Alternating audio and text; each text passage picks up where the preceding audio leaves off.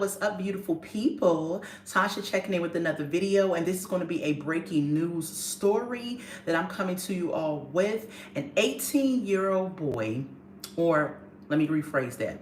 Cincinnati police fatally unalived an 18-year-old man that was armed, after which the father decided to unalive a deputy that was on duty that wasn't even involved in this situation. Let's get into this crazy, sad story, all right? If it's your first time joining me, go ahead and like this video, comment in the comment section, and most importantly, subscribe to the Redefine Me channel. All right, y'all, so I took some notes on this story. This actual story happened on Thursday. That's when it started. And if y'all hear noise in the background, they're doing some land groundkeeping work outside my apartment complex and all the other stuff. I don't know what's going on. But anyway, y'all, let's get into it. It happened on Thursday, and it happened in Cincinnati. Okay, so the story goes that 4 suspects were sitting in a parking lot in, hold on, y'all, I wrote it down. They were sitting in a parking lot in Cincinnati of East Prince Hill neighborhood. Now, I didn't get no background on what kind of neighborhood that is, but they were sitting in a stolen car, okay? So uniformed police rolled up, and of course, when the boys saw them, they jumped out and ran from the police, okay? So when they ran from the police started chasing them, right? One of the young men in question, he decided to dupe down behind the dumpster. When he came out from the dumpster, he was pointing the gun at the officer. The officer was in fear for his life, and so he pow-powed the young man, and unfortunately that caused him to be unalive. And here we are, fast forward, with what happened after that. Now, after that, the next day, which was a Friday, his father and his other family members went in to view the body cam footage. The father was very rattled by what he saw. He could not even continue to watch said body cam footage of his son being unalived.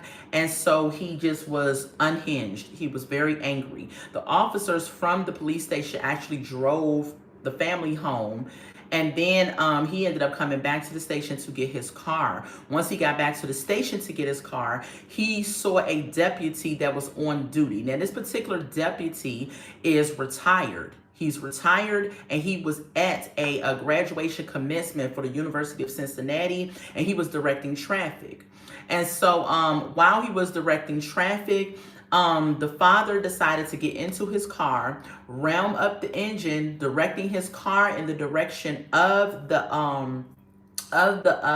deputy, and he ran him over. Basically, the deputy flew up in the air and ended up being unalived. Okay, so let's get into the details of this story. Okay, all right, so that is like the cliff notes of the story.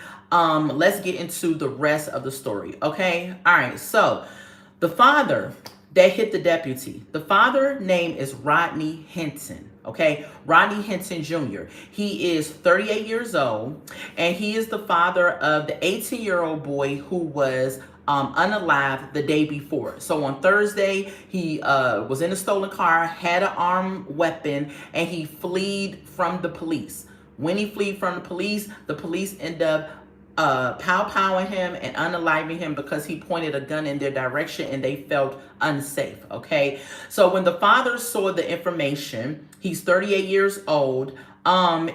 His son's name was Ryan Hinton, and he had just turned 18 a few days ago, okay? And so, what's going on, Andrea? Welcome to the live. And so the son was armed. He was in a stolen vehicle. He was fleeing the cops. I mean, the whole setup was grounds for something crazy to happen, right? So the body cam footage that we saw, and if you want to see the body cam footage, they do have it available on YouTube, but it was very blurry, so you couldn't really make out like what was really going on in that pursuit, right? And so the officer, one of the other officers in the body cam footage, yelled that, "To your right, you know, he has a gun." And so when he saw that and the young man pointing it at him, he feared for his life, and that's what happened. Okay. So the family, like I said, of Ryan, the 18-year-old that was unalive, they ended up coming the next day on Friday, viewing the footage between 10 and 11 a.m. And the father was distraught. Okay. So once the father left, like I said earlier on with the cliff notes of this story, he got into his car, he lined his car up, he accelerated the car, and he purposely hit a deputy. And that deputy name is Larry Henderson. Okay. So Larry Henderson was a deputy for a certain number of years, for a long period of time. He ended up retiring. So he actually had just retired like about 8 months ago, but he would come back and offer his services on special occasions and events. So in this particular case, Deputy Henderson was directing traffic because there was a commencement going on for University of Cincinnati. Okay. The witnesses at the scene where the deputy had got hit, they said that, Hinton Jr., which is the father, actually did deliberately hit him. Okay. After he was hit, now this is crazy because they viewed the footage of the body cam 10 to 11 a.m. By 1 p.m., the father, Hinton Jr., had got his car, and decided to run over the deputy Henderson and unalive him. Now, here's where they got, this whole thing is just really ridiculous. Deputy Henderson was not the officer that unalived his son, right? So he went and unalived a man that had nothing to do with the death of his son because he was angry. This is where I'm confused at. He is a man, right? He is supposed to be able to have control of his emotions. Most oftentimes we as women are very emotional, and the men in our lives are there to kind of calm us down from being emotional. Now, I understand some people, replay watchers and live watchers, may say, well, his son just died. And I get that. That is something that I wish upon nobody in this whole world to lose a child like that. I know that I would be a wreck if that happened to my daughter. And I understand that he is just coping with just seeing his son being unalived by the police. However, even if your emotions are high, even if the situation happened, your first reaction cannot be to just go out into the world and just wreak havoc on anybody you see that resembles the officer that took your son's life. That's not okay. This man was innocent. He was just doing a job. He might not have even known what had happened yet because it had just happened the day before. And all of a sudden, you ram your car into him and you unalive this guy. So how is that okay? It's not okay on no day of the week, right? Ever. So what else happened? So when the deputy was hit, he flew up in the air and everything. They called the ambulance for him, of course. He was transported to the hospital, and there he ended up succumbing to his injuries, and he ended up passing away once he got to the hospital, okay? The son, he was amongst 4 suspects. So he was not the only one that was in the stolen vehicle towing pow pow. He was with 4 other suspects. And when the police rolled up on them and they were in uniform, they decided to run. Now, let me just educate the people, okay? If you are a parent of an African-American child, okay? Listen to what I'm saying. If you don't teach your child anything else in this world, teach them not to run from the police and to cooperate. There is never anything good that's going to come out of police rolling up on you and you taking off running with a gun in your hand. You have to know that that is only going to end bad, right, for you. And it did, unfortunately. Okay, other details on it. So, if you look at the body cam footage, which it is available for you to see on YouTube, the young man that was unalived was hiding between 2 dumpsters. When the police was approaching, he got up from the dumpster, and the police claimed that he was pointing the gun at him, and that's when he unalived him. Right now, because the body cam footage was so blurry, we could not really get a full glimpse if he actually was pointing the gun at him. Okay, and so we don't know that part of it to be true or not. Y'all let me know what y'all think about it. I don't know. I saw the body cam footage, and I really cannot tell if it was like directed, pointed at him, or what have you. However, even if it wasn't pointed at the officer, right, and I may get some rocks thrown at me, right, you gave them some type of ammunition to go after you and pursue you in a violent way, because you were in a stolen vehicle and you had a gun in your hand, in your possession, which anytime an officer sees a perp, a suspect, whatever you want to call them, with a weapon, they're going to think in their mind, okay, this could end bad. I might have to disarm my weapon because he has a weapon in his hand. And I don't want to die, you know. Really, I don't want them to die either. But if it's between if it's between them and me, it's going to be them. And I think that's how most officers think. And I'm not saying that they're wrong for feeling that way, because, yeah, they want to make it home to their families as well. I couldn't imagine being a police officer. It seems to be the most high stressful job that you could ever have, because you don't know what scenario you're walking into one moment to the next, right? And so the officer that unalived the young man, the 18-year-old, he has been with the police department for 10 years in the Fugitive Apprehension Squad in the Department of Special Investigation section. Okay, so he's not like he's a rookie cop, right? Because some people would try to paint the image of saying, oh, he's some type of rookie cop, this is why this happened, whatever. He's been in for some time. Okay, even after he powwowed the young man, that said officer tried to perform various medical aid to the young man until the paramedics arrived. Unfortunately, he was shot in his chest and in his arm. And I believe the one maybe in his chest is the one that did the damage to unalive him, okay? So it's just like, if the officer, and I know some people are going to be like, you don't know the whole story. They only give us what they want us to know to try to make one side seem greater than the other. However, I just go based off of the facts. And the facts is the facts of what we have right now. Fact number one is that this young man was 18 years old. Fact number two, he was with three other young men. Fact number three, he was in a stolen vehicle.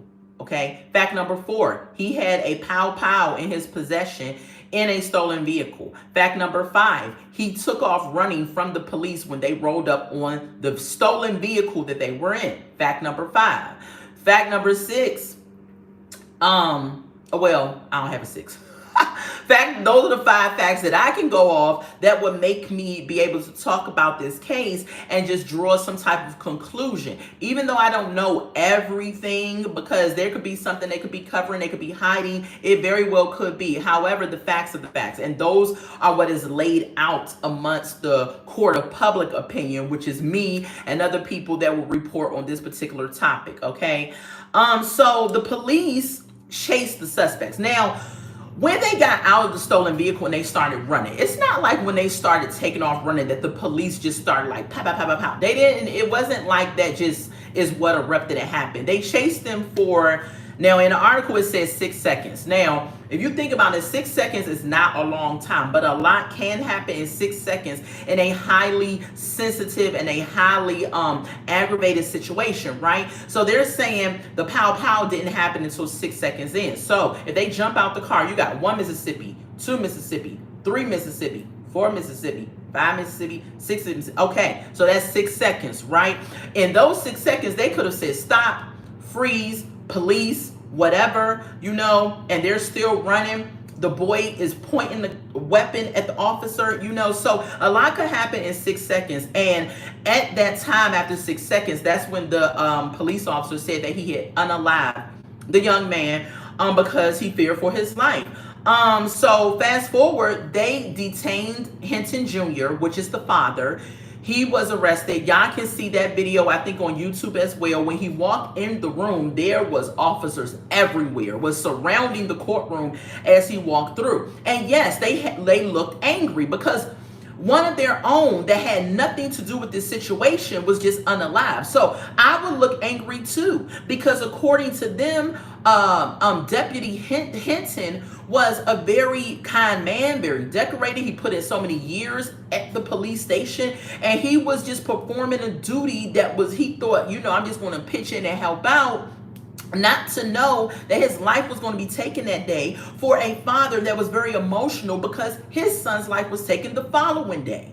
Like, it's a sad story all the way around. Really, 3 lives were lost because Deputy Hinton, he's no longer here. His son, the 18-year-old that was armed and fleeing the police, he's no longer here. And then you have the father who, they haven't sentenced him to anything, but I believe the father's going to get life in jail. You unalive a deputy officer, okay, white guy at that, and you're a black man, you're going to jail forever. Like, you're never getting out. And let me just say, race has nothing to do with it, but in the United States, it kind of has everything to do with it, right? Because, and it's sad, right? I feel that this situation is wrong no matter what race was involved. However, we have seen it where Caucasian individuals who may commit this same type of crime doesn't seem to get the book thrown at them as hard. Now, with saying that, if a Caucasian individual unalived the police officer, and it doesn't matter what other race it is, they would have probably threw the book at him, because police officers stick with each other and they don't play them games. And I don't blame them, because the job is so strenuous and stressful, right? So the father is charged, right? What was he charged with? Okay, he was charged with aggravated murder, and he pled not guilty. I don't understand how you're pleading not guilty, sir, when you have a crowd of witnesses that saw you. Not only did they see you do it, they apprehended you at the scene of the crime. So I just don't understand. I mean, his car was messed up and everything. It was just a mess. So he's pleading not guilty. His lawyer is trying to paint the picture that because he had just saw his 18-year-old son be unalive that morning, he was mentally unstable, and so the court should treat him as a mentally unstable person. And I'm thinking to myself, now we want to throw the mentally unstable card. First of all, and unless you have been diagnosed as such, you cannot just throw mentally unstable or insane on a person if you have not been diagnosed. Like, he needs to see a professional to let us know that is the mode that they're going to try to go with. But however, the lawyer is trying to defend the father. So the lawyer is going to pull out what he has to pull out of his trick bag to be able to get the father off. As far as I'm concerned, if I was the father's lawyer, I would have my work cut out for me. I wouldn't even believe that I could win this case, because how do you defend somebody who took their car and drove over a deputy in a crime? And it could have been worse. It could have been so much worse, because he was directing traffic. It was a lot going on because it was a graduation in place from a university. So there was families there, a lot of people out and everything. And you go do something like this, and I'm supposed to defend you and get you up. How am I going to do that? Like, it doesn't take a rocket scientist. You can give this case to a child, and a child would even be like, you know what? The dude appears guilty. Now, people will say innocent until proven guilty. Yes, that is true. However, there is so much overwhelming evidence in this case that I will believe that the guy is guilty. Now, another thing that the guy did that I thought was really ridiculous, he goes into the courtroom surrounded by police officers when they're escorting him out, because the judge held him in jail with no bond, okay, until today. Today, he was supposed to come back into court and get his charges, right? And so I just told y'all his charges are aggravated murder, and he pled not guilty to that, right? So when his trial starts, a jury will come in, and then they will decide his sentencing and things of that nature, and I definitely will keep y'all abreast on what happens with that. But when he was walking out after being told he had no bond, had to stay in jail, he was mugging the police officer. He was like this. Like he actually did a good thing. Like this was just ridiculous. Then his family comes out, y'all. His aunt and a couple of other family members talking about they want to be there for her nephew. They don't want his name to be smeared in a bad light. This is not who he is. He wouldn't have done something like this, blah, blah, blah, blah. You may think you know somebody until something traumatic happens to them, and then that switch in their head flicks, and then they're not there anymore. They just go and they create such a heinous, ridiculous thing that you think they would never do. I mean, and I'm in this period of my life, in this year, I'm trying to give people grace in situations. And even in this situation, I'm trying to give this man grace. I know some people may say, how are you trying to do that? This man unalived the deputy that didn't have nothing to do with it, everything. I'm saying that because he just witnessed his son being unalive on a body cam. Now, I don't care how strong you are, who you are, that will break anyone down. In reality, I wish that the family would have stayed close to him, seeing that he was just distraught and really out of it. Why would they allow him to go off on his own and get into a vehicle? Like, even if he said to me, I'm out to go to the corner store, I would have been like, okay, I'm gonna come to the corner store with you, because he just witnessed his son's life gone. So I don't understand why that even happened either. But this story is very sad, very wild. I'm going to make sure that I do my research and bring you out any update news on it. This happened on Thursday. Today is Tuesday. This happened on Thursday. The young man, 18 years old, fled the police he was in a stolen vehicle. He had the weapon. He turned it on a police officer. Police officer feared for his life, and he pow-powed the young man. The very next day, that Friday, his father saw the body cam footage, was very distraught, ended up getting into his car and pointing it in the direction of a commencement at the University of Cincinnati, where he unalived a deputy that had nothing to do with his son's death, okay?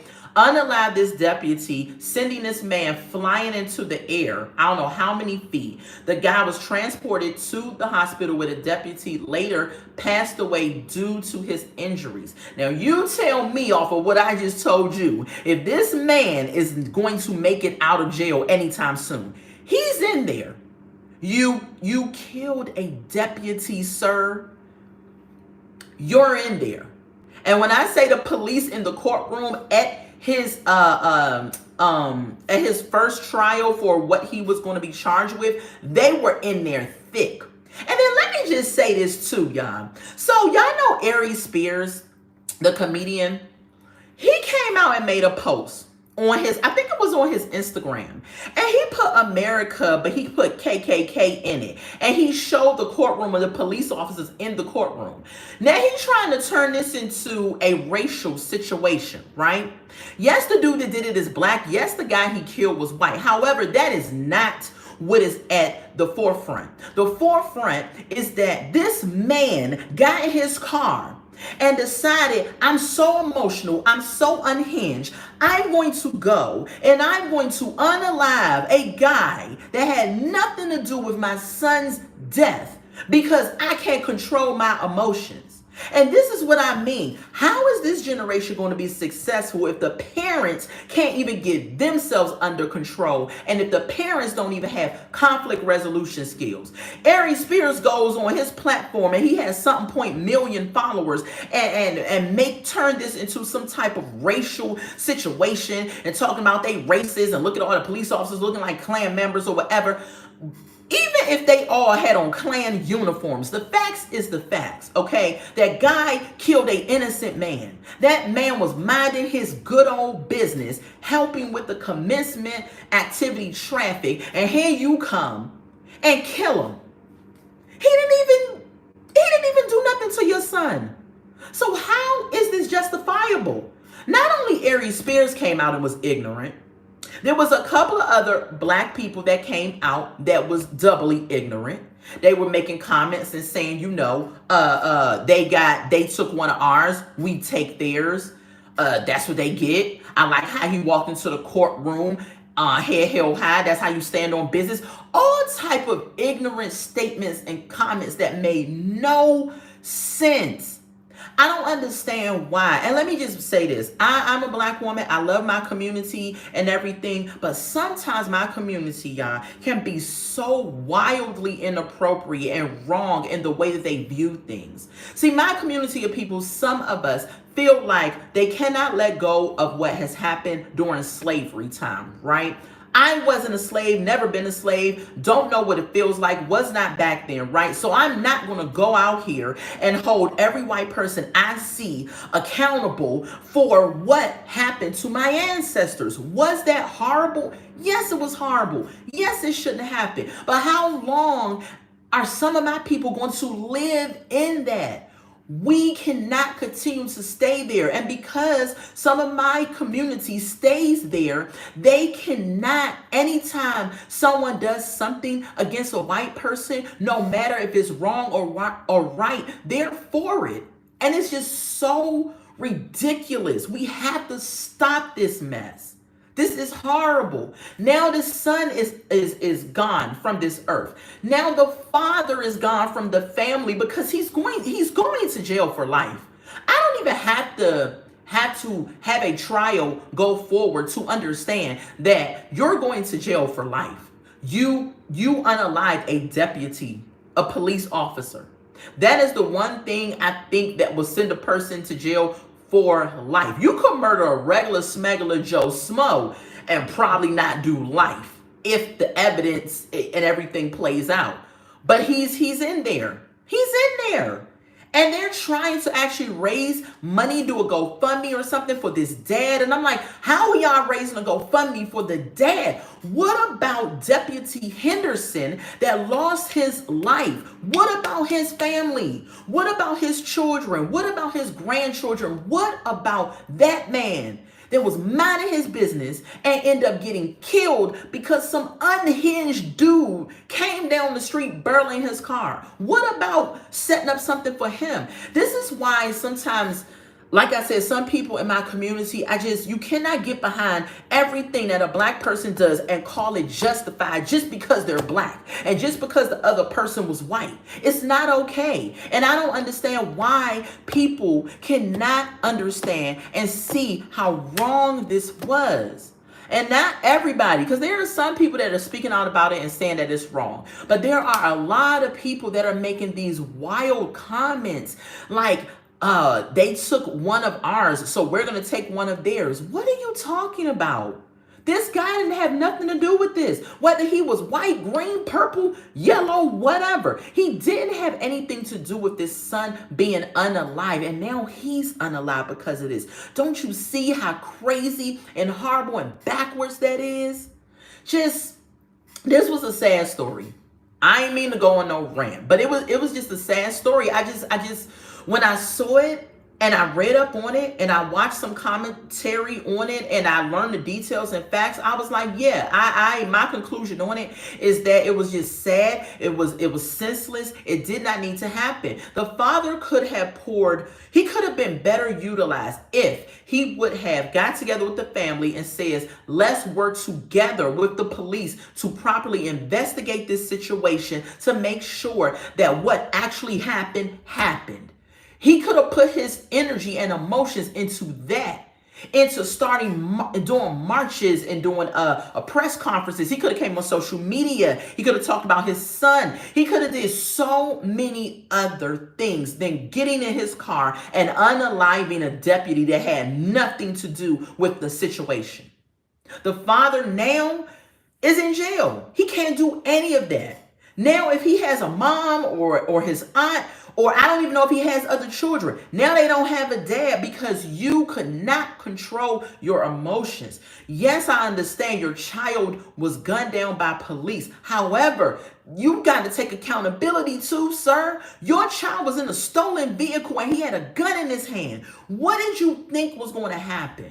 What did you think was going to happen to a young black man in a stolen vehicle with a gun in his hand, pointing it at the police? Y'all tell me. I mean, because it just seems like an open and shut case. So anyway, y'all, that is the story that I have for y'all. The breaking news: the Cincinnati, Ohio, police fatally shot an armed 18-year-old in a stolen vehicle that fled the police that was pointing the gun at the police. And then the next day, the father ended up running over a deputy that was not involved with this case at all, just to say that he wanted to get one of their police officers, something, I guess. I don't know. But prayer is up definitely for Deputy Henderson's family, because they lost someone so innocently through a heinous situation. And also prayer is up for the Hinton family, because they lost a father and a son, and there are other family members still in that family that probably is just like bewildered by this whole situation.